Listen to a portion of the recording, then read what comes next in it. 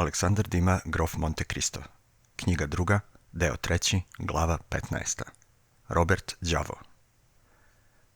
Izgovor da treba da ide u operu bio je utoliko pogodniji što je te večeri bila svečanost u Kraljevskoj muzičkoj akademiji. Levaser, posle dužeg bolovanja, vraćao se na pozornicu u ulozi Bertrama i kao i uvek, delo slavnog kompozitora u modi privuklo je najblistavije parisko društvo. Morcerf, kao i većina bogatih mladića, imao je svoje stalno sedište u parteru, a osim toga mogao je da zatraži mesto u 10 loža svojih poznanika, ne računajući mesto na koje je imao pravo u loži pomodaraca. Chateau Renaud je imao svoje stalno sedište pored njegovoga. Bošan, kao novinar, bio je kralj gledališne dvorane i imao je mesto svuda. Te večeri je Lucien Debray imao na raspolaganju ložu svoga ministra, pa je ponudio grofu od Morcerfa, koji je posle Mercedesinog odbijanja poslao ulaznicu za nju Danglaru, poručivši mu da će verovatno uveče doći da poseti baronicu i njenu kćer, ako dame budu izvolele da prime ložu koju im on nudi. Te dame nisu ni pomislile da odbiju. Niko toliko ne priželjkuje besplatne lože koliko milionar. Što se tiče Danglara, on je izjavio da mu politička načela i njegov položaj narodnog poslanika iz opozicije ne dopuštaju da ide u ministrovu ložu. Usled toga je baronica napisala Lucienu da dođe po nju, pošto ona ne može da ide u operu sama sa Evgenijom. Zaista, da su se te dve žene tamo pojavile same, to bi se zacelo smatralo za veoma nepristojno. Ali kad gospođica Danglars ide u operu sa svojom majkom i ljubavnikom svoje majke, onda se tu nije imalo šta da zameri. Treba primiti svet onakav kakav je. Zavesa se diže, kao obično, pred gotovo praznom dvoranom. I to je običaj naše parijske mode, da se u pozorište stigne kad je predstava već počela. Usled toga, za vreme prvog čina, oni gledaoci koji su već ranije stigli ne gledaju i ne slušaju komad, već gledaju kako ulaze pridošli gledaoci i ne čuju ništa drugo osim šum vrata i žagor. Gle, reče odjednom Albert videći kako se otvara jedna bočna loža prema prvom redu. Gle, grofica Đ. Koja je to grofica Đ? Zapita Chateau Renaud. O, šta vi to govorite, barone? To vam pitanje neću oprostiti. Vi pitate ko je grofica Đ. Ah, zbilja, reče Chateau Renaud, nije li to ona divna venecijanka? Tačno. Tog trenutka grofica Đ ugleda Alberta i izmenje s njim jedan pozdrav propraćen osmejkom. Vi je poznajete, reče Chateau Renaud. Da, odgovori Albert, u Rimu me je Franc upoznao sa njom. Hoćete li vi meni učiniti u Parizu istu uslugu koju je vama Franc učinio u Rimu? Vrlo rado. Pst, povikaše gledaoci. Dva mladića nastaviše razgovor, ne vodeći ni najmanje računa o želji koju je izgleda osjećao parter da čuje muziku. Ona je bila na trkama na Marsovom polju, reče Chateau Renaud. Danas? Da. Gle, zbilja, danas su tamo bile trke. Jeste li se kladili? O, bednu sumicu, 50 zlatnika. I ko je pobedio? Nautilus, ja sam se kladio na njega. Ali bile su 3 trke. Da, bila je nagrada džokej kluba Zlatan pehar. Dogodilo se čak i nešto neobično. Šta to? Da ćutite, uzviknuše gledaoci. Šta to? Ponovi Albert. Tu trku su dobili konj i jahač koje niko ne poznaje. Kako? Bože moj, tako. Niko nije obratio pažnju na konja upisanog pod nazivom Vampa i džokeja upisanog pod imenom Žob, kad smo odjednom videli kako izlazi jedan divan alat i džokej veliki kao pesnica. Morali su da mu strpaju 20 funti olova u džepove, što ga nije sprečilo da stigne na cilj za 3 konjske dužine ispred Ariela i Barbara, koji su trčali za njim. I nije se saznalo kome su pripadali konj i džokej. Ne. Rekoste da je taj konj bio upisan pod nazivom Vampa. Onda, reče Albert, ja sam bolje obavešten nego vi. Ja znam kome pripada. Tišina zaboga povika po 3. put parter. Ovoga puta pobuna je bila tako velika da 2 mladića uvidaše najzad da se to publika njima obraća. Oni se okretoše za trenutak tražeći po gomili sveta nekog čoveka koji bi primio na sebe odgovornost za ono što su oni smatrali za drskost, ali kad niko ne ponovi opomenu, oni se okretoše ka pozornici. U tom trenutku otvori se ministrova loža i gospođa Danglars, njena kći i Lucien Debray zauzeše svoja mesta. Aha, reče Chateau Renaud, eno vaših poznanika, vikonte. Kog vraga gledate desno, traže vas. Albert se okrete i njegove oči se zaista sukobiše sa očima baronice Danglars, koja mu mahnu svojom lepezom u znak pozdrava. Što se tiče gospođice Evgenije, njene krupne crne oči jedva su izvolele da se spuste do partera. Zaista, dragi moji, reče Chateau Renaud, ja nikako ne razumem, izuzev niže poreklo gospođice Danglars, a ja ne verujem da vam to zadaje veliku brigu. Ja ne razumem, rekoh, izuzimajući to pitanje porekla, šta vi možete imati protiv gospođice Danglars? To je zaista veoma lepa osoba. Veoma lepa, zacelo, reče Albert, ali ja vam priznajem da bih u pogledu na lepotu više voleo nešto nežnije, ljubkije i jednom rečju ženstvenije. Eto, kakvi su mladići, reče Chateau Renaud, koji se kao čovek 30. godina ponašao prema Morcerfu pomalo očinski. Oni nikad nisu zadovoljni. Kako, dragi moji, našli su vam verenicu sazdanu poput Dijane, boginje lova, a vi niste zadovoljni. Baš u tome jeste stvar, ja bih više voleo nešto poput Miloske Venere iz Kapue. Ova Dijana, boginja lova, uvek među svojim nimfama pomalo me plaši. Bojim se da ne postupa sa mnom kao sa Akteonom. I zaista jedan pogled bačen na tu devojku mogao je bezmalo da objasni osjećanje koje je Morcerf priznao. Gospođica Danglars je bila lepa, ali je, kao što je Albert rekao, ta lepota bila pomalo stroga. Kosa joj je imala lepu crnu boju, ali se u njenim prirodnim talasima videlo da se nerado pokorava ruci koja bi htjela da joj nametne svoju volju. Njene oči, crne kao i njena kosa, natkriljene divnim obrvama, koje su imale samo jednu manu, a to je da su se ponekad mrštile i čudile su kod jedne žene. Nos joj je imao iste srazmere kakve bi vajar dao junoninom nosu. Jedino su joj usta bila odveć velika, ali su joj zubi bili lepi i njih su još više isticale usne, čije je odveć jako crvenilo odudaralo od bledila njenog lica.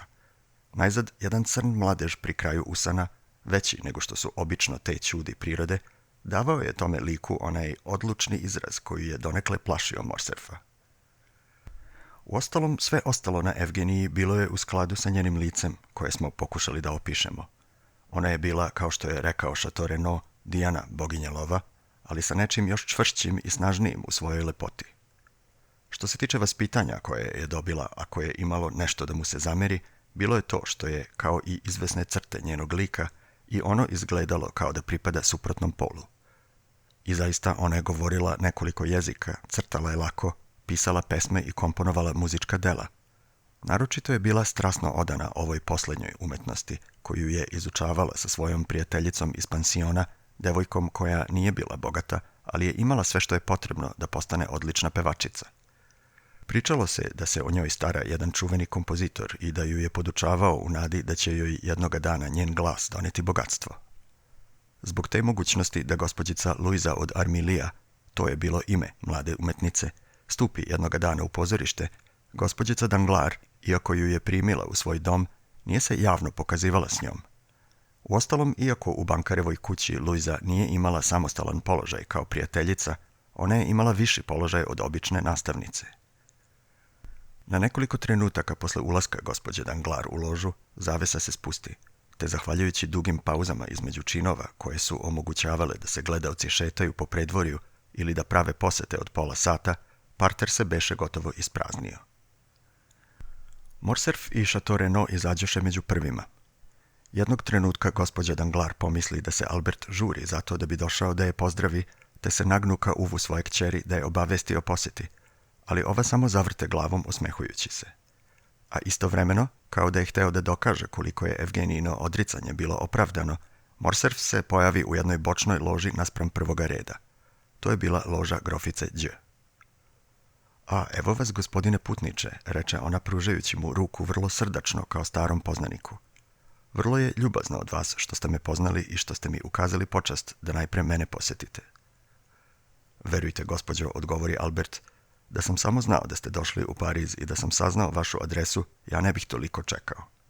Ali izvolite mi dopustiti da vam predstavim gospodina barona od Chateau Renaud, svog prijatelja, jednog od retkih plemića koji su još ostali u Francuskoj i od koga sam maločas saznao da ste bili na trkama na Marsovom polju. Chateau Renaud se pokloni. Ah, vi ste bili na trkama, gospodine, reče živo grofica. Da, gospođo. Onda nastavi živahno grofica Đ. Možete li mi reći čiji je bio konj koji je dobio nagradu Jockey kluba? Ne, gospođo, reče Chateau i ja sam maločas postavio isto pitanje Albertu.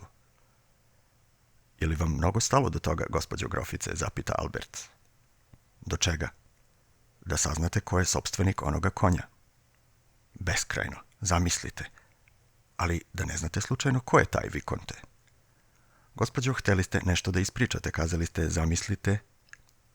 E pa dobro, zamislite da su onaj divni alatasti konj i onaj lepi mali džokej, čim sam ih ugledala, pobudili u meni živu simpatiju, te sam i jednom i drugom poželela uspeh, baš kao da sam se kladila na njih u polovinu svoga imanja. Zato sam, kad sam ih videla da stižu na cilj za 3 konjske dužine ispred ostalih trkača, bila toliko radosna da sam počela da tapšem rukama kao luda. Zamislite koliko sam se iznenadila kada sam, vrativši se kući, susrela na svojim stepenicama malog ružičastog džokeja. Pomislila sam da taj pobedilac sa trke stanuje slučajno u istoj kući u kojoj i ja, kad, otvorivši vrata svoga salona, prva stvar koju ugledah bio je onaj zlatni pehar, koji je predstavljao nagradu što su je dobili onaj nepoznati konj i nepoznati džokej. U peharu je bila hartijica na kojoj su bile ispisane ove reči: Grofici Đ, Lord Ruthven. Sasvim tačno, reče Morcerf. Kako sasvim tačno? Šta hoćete da kažete? Hoću da kažem da je to Lord Ruthven lično. Koji Lord Ruthven? Onaj naš vampir, onaj iz pozorišta Argentina. Zbilja, uzviknu grofica, znači da je on ovde? Sasvim tačno. I vi se viđate s njim, vi ga primate, vi odlazite k njemu.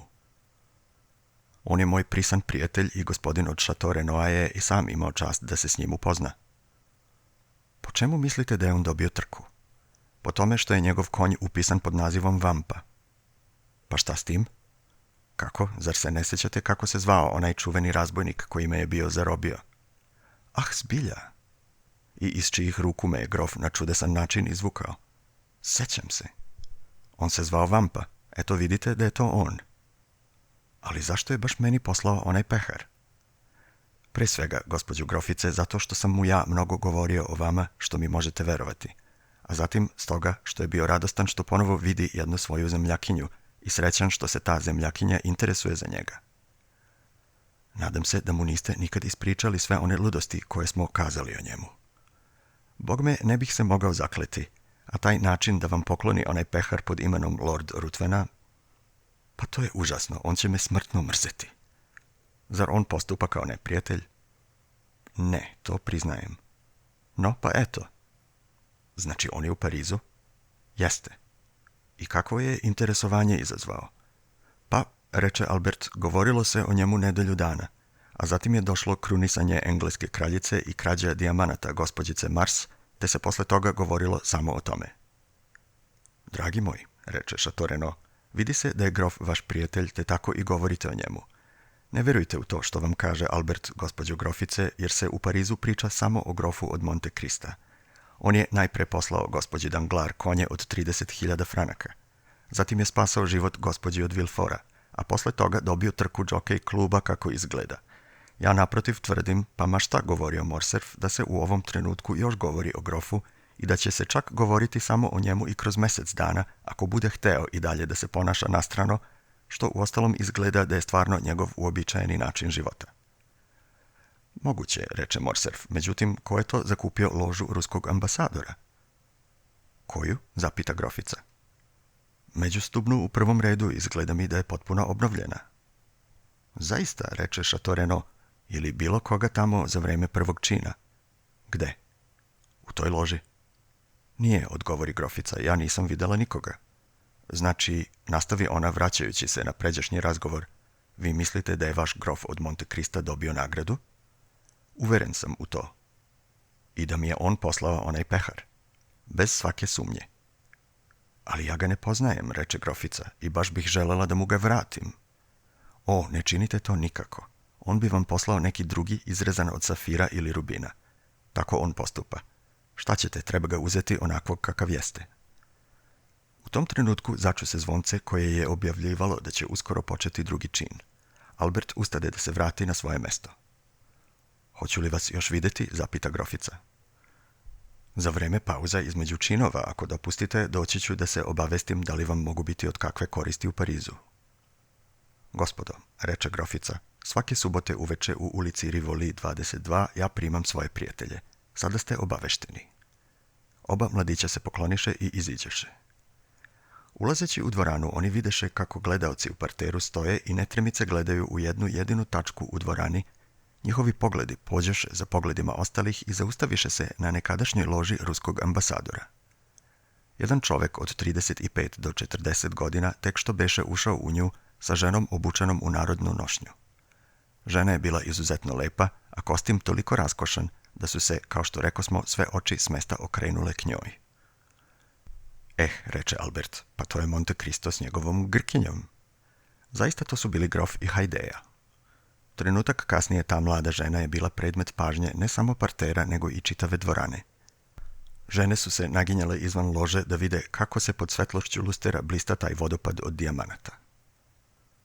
Drugi čin proteče usred onog potmulog žagora koji u velikim skupovima označava veliki događaj. Nikom i ne pade na pamet da ućutkuje ostale. Ta žena, tako mlada, tako lepa, tako blistava, bila je najzanimljiviji prizor koji se mogao vidjeti. Ovoga puta jedan znak gospođe Danglars pokaza jasno Albertu da želi da je on posjeti za vreme naredne pauze. Morcerf je bio i suviše lepo vaspitan da bi pustio da ga neko čeka kad mu je jasno pokazano da ga očekuju. Čim se taj čin završio, on pohita u ložu do pozornice. On se pokloni dvema damama, pa pruži ruku Debreju. Baronica ga dočeka sa divnim osmejkom, a Evgenija sa svojom svakidašnjom hladnoćom. Tako mi Boga, dragi moji, reče Debrej, vi imate pred sobom čoveka koji je u krajnjoj neprilici i koji vas doziva u pomoć da ga smenite sa dužnosti. Gospođa me zatrpava pitanjima o grofu i zahteva da znam odakle je on, otkuda je došao, kuda ide. Bogme, ja nisam kaljostro, pa da bih se izvukao iz neprilike, rekao sam, o svemu tome pitajte Morcerfa, on poznaje svoga Monte Crista u prste i onda vam je dat znak. Zar nije neverovatno, reče baronica, da neko ima na raspolaganju $500.000 tajnog fonda, a da nije bolje obavešten o tome? Gospođo, reče Lucien, molim vas da verujete, kad bih ja imao $500.000 na raspolaganju, ja bih ga upotrebio za nešto drugo, a ne da prikupljam obaveštenja o gospodinu od Monte Crista, koji u mojim očima nema druge zasluge, osim što je 2 puta bogatiji od nekog naboba. Ali ja sam prepustio reč svome prijatelju Morcerfu. Sporazumijte se s njim, jer se to mene više ne tiče. Jedan nabob mi zacelo ne bi poslao par konja od 30.000 franaka sa 4 dijamanta na ušima, svaki od po 5.000 franaka. Oh, dijamanti, reče smejući se Morcerf. To je njegova manija. Ja mislim da ih on, poput Potemkina, ima uvek u džepovima i da ih seje po svom putu kao što je Palčić sejao kamičke. Mora biti da je pronašao neki majdan, reče gospođa Danglars. Vi znate da on ima neograničen kredit u Baronovoj banci. Ne, to nisam znao, odgovori Albert, ali mora da je tako. I da je kazao gospodinu Danglarsu da namerava da ostane godinu dana u Parizu i da tu potroši 6 miliona. To je persijski šah koji putuje inkognito. A jeste li zapazili, gospodine Lisiene, reče Evgenija, koliko je lepa ona žena? Zaista, gospođice, ja ne znam da bi iko osim vas bio toliko pravičan prema osobama vašeg pola.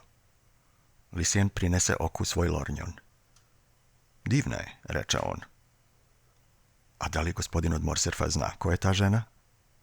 Gospođice, reče Albert, odgovarajući na to bezmalo neposredno pitanje, ja otprilike znam i to, kao i sve ostalo što se tiče te tajanstvene ličnosti o kojoj govorimo. Ta žena je Grkinja. To je lako vidjeti po njenom odelu i vi ste mi sad kazali samo ono što čitava dvorana već zna isto kao i mi. Žao mi je, reče Morcerf, što sam takav neznalački čičeron, ali moram priznati da se sve moje znanje svodi na to. Znam osim toga da se bavi muzikom, jer sam jednoga dana, kad sam ručao kod grofa, čuo zvuke gusala, koji su zacelo mogli dolaziti samo od nje. Znači da taj vaš grof prima posete, zapita gospođa Danglars. I to na veličanstven način, kunem vam se. Moram naterati Danglara da mu priredi neku večeru ili bal da bi nam ih on uzvratio. Kako? Zar biste išli u njegov stan? Reče Debray smejući se. Zašto da ne? Sa svojim mužem. Ali on je neoženjen, taj tajanstveni grof. Vidite i sami da nije tako, reče smejući se baronica i pokazujući na lepu Grkinju. Ta žena je robinja, kako nam je on sam rekao. Sećate li se, Morcerfe, kad smo bili kod vas na ručku? Priznajem, dragi Lisijene, reče baronica, da ona mnogo pre liči na neku princezu. Iz 1001 noći. Ne kažem baš iz 1001 noći, ali po čemu se poznaju princeze, dragi moj? Po dijamantima, a ona je prekrivena njima.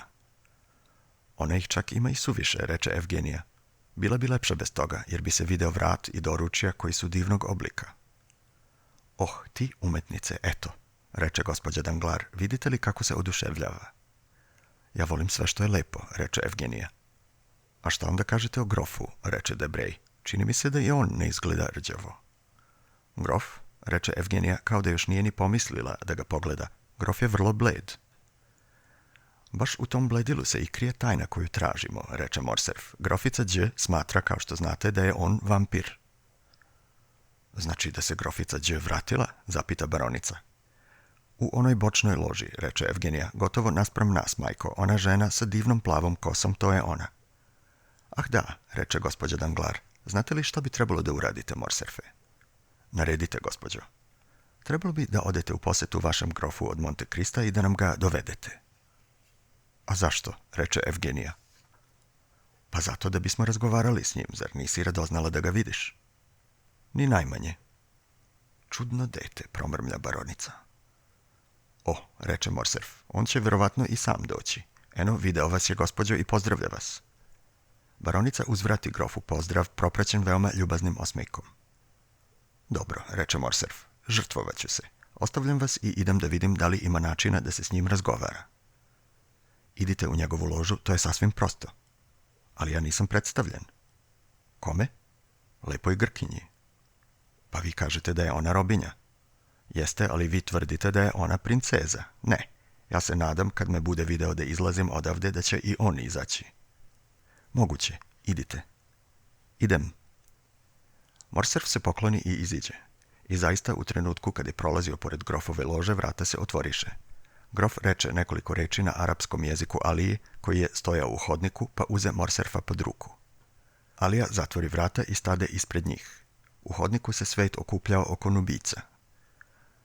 Zbilja, reče Monte Cristo, vaš Pariz je čudna varoš, a vaši Parižani neobičan svet.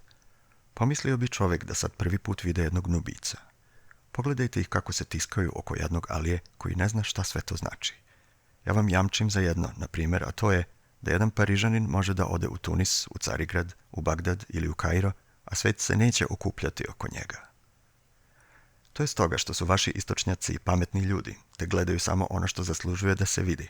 Ali verujte mi, Alija uživa tu popularnost samo zato što pripada vama i što ste u ovom trenutku vi čovjek koji je u modi. Zbilja?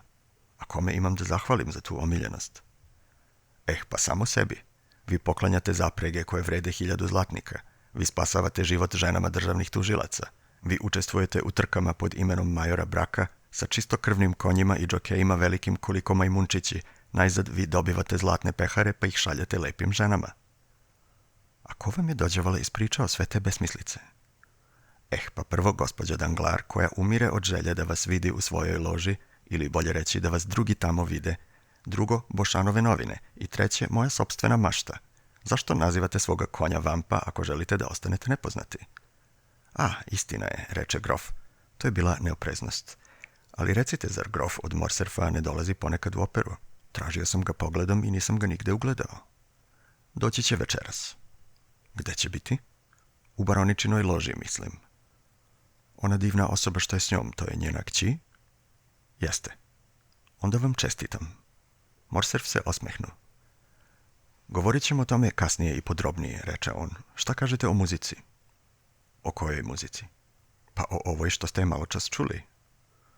Kažem da je to vrlo lepa muzika kad je posredi muzika koju je komponovao neki čovek i kad je pevaju dvonožne ptice bez perja, kako je govorio pokojni Diogen. Tako dakle. Ali, dragi moj grofe, rekao bi čovjek da vi možete, kad vam padne na pamet, da slušate 7 rajskih horova. Pa tako nešto. Kad zaželim da slušam divnu muziku, vikonte, muziku kakvu nikad smrtno uvo nije čulo, ja spavam. Pa onda vam je ovdje ne može biti bolje. Spavajte, dragi grofe, spavajte, opera i nije izmišljena ni zbog čega drugog. Ne zbilja, vaš orkestar pravi su više buke. Da bih spavao snom o kome vam govorim, potrebni su mi mir i tišina, a osim toga i izvestan preparat. A, onaj čuveni hašiš. Tačno, Vikonte, kad budete htjeli da slušate muziku, dođite da večerate sa mnom. Pa ja sam je već čuo kad sam bio došao na ručak, reče Morcerf. U Rimu? Da. A, to su bile Hajdejine gusle. Jeste, jadna izgnanica se ponekad zabavlja svirajući mi melodije iz svojega zavičaja. Morcerf nije više zapitkivao, a i grof je zaćutao. U tom trenutku odjeknu zvonce. Izvinite me, reče grof polazeći natrag ka svojoj loži. Kako da ne? Odnesite mnogo pozdrava grofici Đ od njenog vampira. A baronici? Recite joj da ću imati čast ako dopusti da dođem da joj izrazim svoje poštovanje večeras. Treći čin otpoče. Za vreme trećeg čina grof od Morcerfa, kao što je bio obećao, dođe gospođi Danglar. Grof nije bio od onih ljudi koji izazivaju uzbunu kad se pojave u nekoj dvorani. Zato niko i ne zapazi njegov dolazak, osim onih u čiju ložu je on ušao da zauzme jedno mesto. Monte Cristo ga ipak ugleda i lak osmeh prelete mu preko usana. Što se tiče Hajdeje, ona nije videla ništa dokle god je zavesa bila dignuta, kao i sve primitivne prirode, i ona je obožavala sve što očarava sluh i vid. Treći čin proteče kao i obično. Gospođice Noble, Julija i Leroux izvedoše svoje poskoke kao uvek. Kneza Grenade izazvao je na dvoboj Robert Mario. Naposletku onaj veličanstveni kralj, koga znate, obiđe dvoranu da bi pokazao svoj kadifeni plašt, držeći za ruku svoju kćer. Posle toga zavesa pade i gledalište se odmah preruči u predvorje i u hodnike. Grof iziđe iz svoje lože i za trenutak kasnije pojavi se u loži baronice Danglar.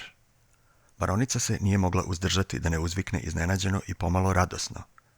Ah, da uđite, gospodine grofe, uzviknu ona, jer sam zaista žurila da svoje umesno priznanje pridružim pismenoj zahvalnosti koju sam vam već odala. O, gospođo, reče grof, zar se još sećate te bedne sitnice? Ja sam to već zaboravio.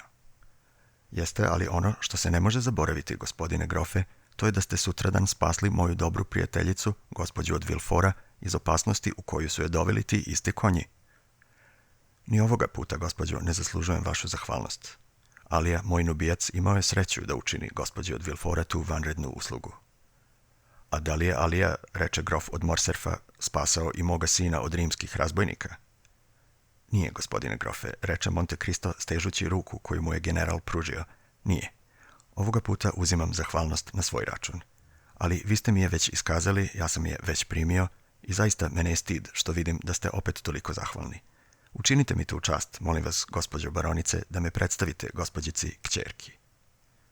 O, vi ste već predstavljeni bar po imenu, jer već nekoliko dana govorimo samo o vama. Evgenija, nastavi baronica okrećući se svojoj kćerki, gospodin grof od Monte Crista. Grof se pokloni, a gospođica Danglar lako klimnu glavom. Vi ste ovdje s jednom divnom osobom, gospodine grofe, je li to vaša kći? Ne, gospođice, reče Monte Cristo začuđen tom krajnjom bezazlenošću ili tim čudnim samopouzdanjem. To je jedna Grkinja kojoj sam ja tutor. I koja se zove? Hajdeja, odgovori Monte Cristo. Grkinja, promrmlja grof od Morcerfa. Da, grofe, reče gospođa Danglar, i recite mi da li ste ikada vidjeli na dvoru Ali Tebelina, kome ste onako slavno služili, ovako divnu narodnu nošnju kakvu sad imamo pred očima. Gle, reče Monte Cristo, vi ste služili u Janjini, gospodine grofe. Bio sam general inspektor pašinih trupa, odgovori Morcerf, i moj mali imetak, ja to ne krijem, potiče od velikodušnih darova toga slavnog vođe. Ta pogledajte samo, naviljivala je gospođa Danglar. Kuda to? Promuca Morcerf. Eno onamo, reče Monte Cristo. Pa obgrlivši grofa rukom, naže se zajedno s njim izvan lože. U tom trenutku Hajdeja, koja je očima tražila grofa, ugleda njegovo belo lice pored lica Morcerfa, koga je on držao zagrljenog. Taj prizor ostavi na devojku isti utisak kao meduzina glava. Ona se naže unapred, kao da hoće da ih obojicu proguta pogledom, pa skoro odmah zatim ustuknu, pustivši lak uzvik, no koji ipak čuše osobe što su joj bile najbliže i Alija koji odmah otvori vrata. Gle, reče Evgenija, šta se to dogodilo vašoj štićenici, gospodine grofe? Reklo bi se da joj je pozlilo.